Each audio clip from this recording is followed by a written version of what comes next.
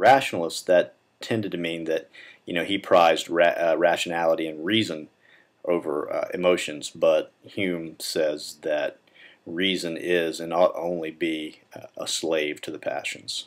So we have a certain emotion or a certain desire to believe something, and then we seek out evidence to support our emotion or our passions. So Hume starts off in his article of miracles talking about evidence and different types of evidence. He starts out saying that experience is the strongest type of evidence, something that we've experienced directly.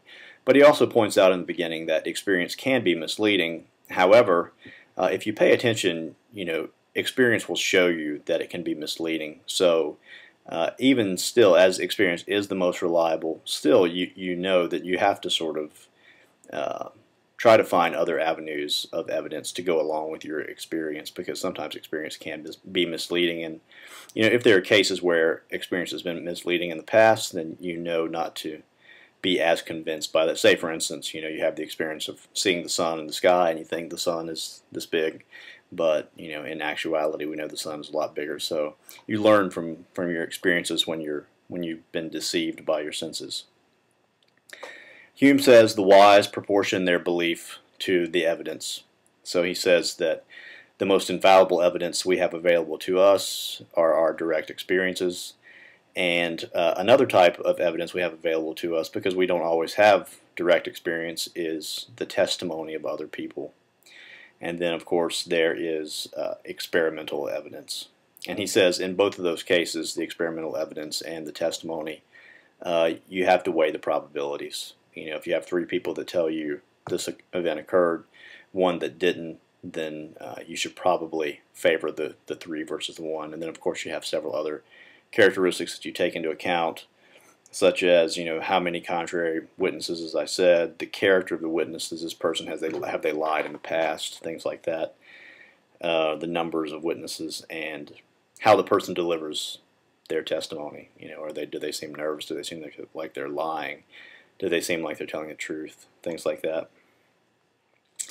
And of course, all that evidence is for ordinary circumstances. It's raining outside. There was an earthquake in Blacksburg. Something like that. It's not for extraordinary things like miracles and things like that. Hume believes that if someone gives you the testimony that something miraculous occurred, you certainly have to be more skeptical. At least that's what he says in the first part. Because as he says, and then he goes on to define a miracle as something that falls outside or goes against the laws of nature. And to Hume, the laws of nature are things that have been established through infallible experience. Experience over and over again has shown us that these laws are true. The laws of nature are true. And since a miracle is something that falls outside of that, then a miracle sort of contradicts his idea of experience being the strongest form of evidence, because experience has formulated the laws of nature, and by definition miracles fall outside the laws of nature.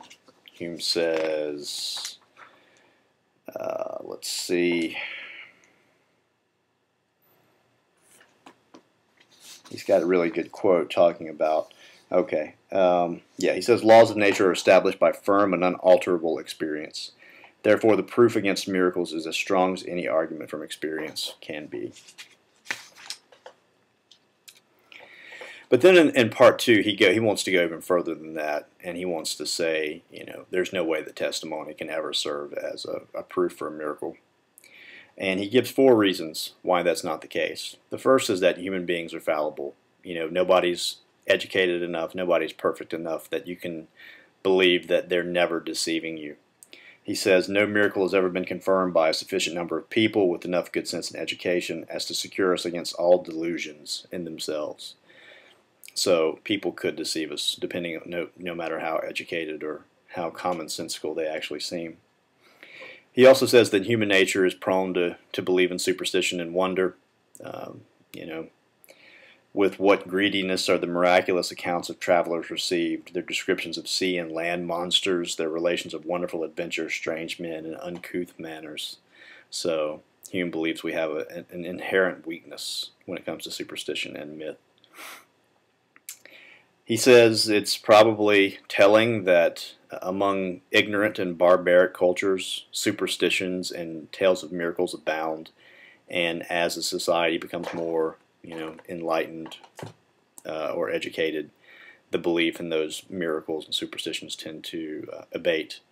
So that's probably not a coincidence, and Hume thinks that's another argument against miracles.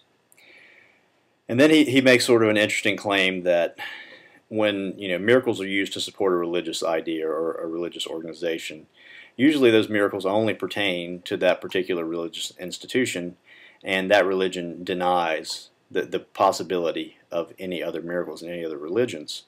But as miracles are usually established by sort of this testimony of other people, it seems a little bit odd to say that this miracle is true in my religion, but it's not true in the other religion, because the same method is being used to prove that those miracles actually happened. So you're actually casting doubt upon the miracles in your own religion by saying miracles in other religions don't happen. So Hume thinks that refuting miracles in other religions actually sort of contradicts the idea of miracles itself.